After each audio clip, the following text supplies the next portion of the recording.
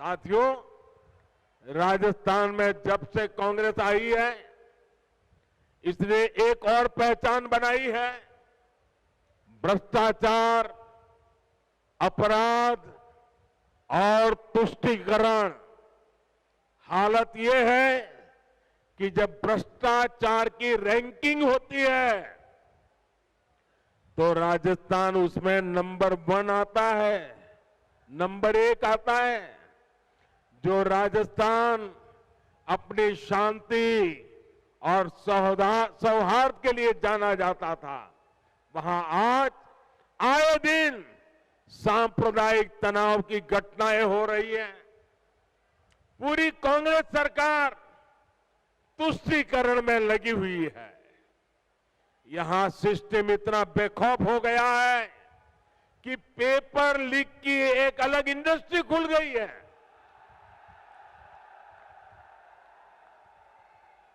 अब तक 17 बड़ी परीक्षाओं के पेपर लीक हो चुके हैं। यानी यहां युवाओं के भविष्य से खुलेआम खिलवाड़ हो रहा है। साथियों, हर जगह स्कूल कॉलेजों को राजनीति से बाहर रखा जाता है ताकि बच्चों का भविष्य खराब न हो। लेकिन राजस्थान में कांग्रेस की लूट ने शिक्षण संस्थानों को भी नहीं बख्शा।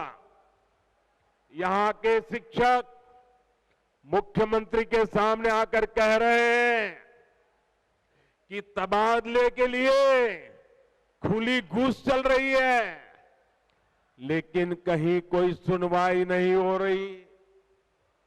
भाइयों और बहनों, महिलाओं के खिलाफ अपराध के मामले में, बलात्कार के मामले में राजस्थान सबसे आगे है। हालात ये है कि यहां रक्षक ही भक्षक बन रहे हैं।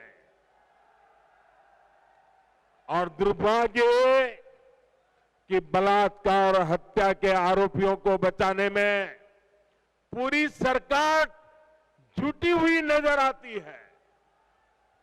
अपने वोट बैंक की राजनीति के लिए हमारी बेटियों पर गलत नजर डालने वालों को कांग्रेस संरक्षण दे रही है। राजस्थान के लोग कांग्रेस के इन पाकों को अब ज्यादा बर्दाश्त नहीं करेंगे। ये महिलाओं के सम्मान की, उनकी आन बान की धरती है। ये राजस्थान की धरती है। ये मां पन्ना धाय की धरती है। ये वो धरती है जहां हाड़ा रानी ने अपने पति को युद्ध में भेजने के साथ ही अपना बलिदान दे दिया था।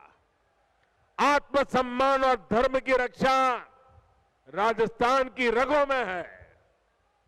इस पर कीचड़ उछालने की हिम्मत करने वाली कांग्रेस को राजस्थान कभी माफ नहीं करेगा।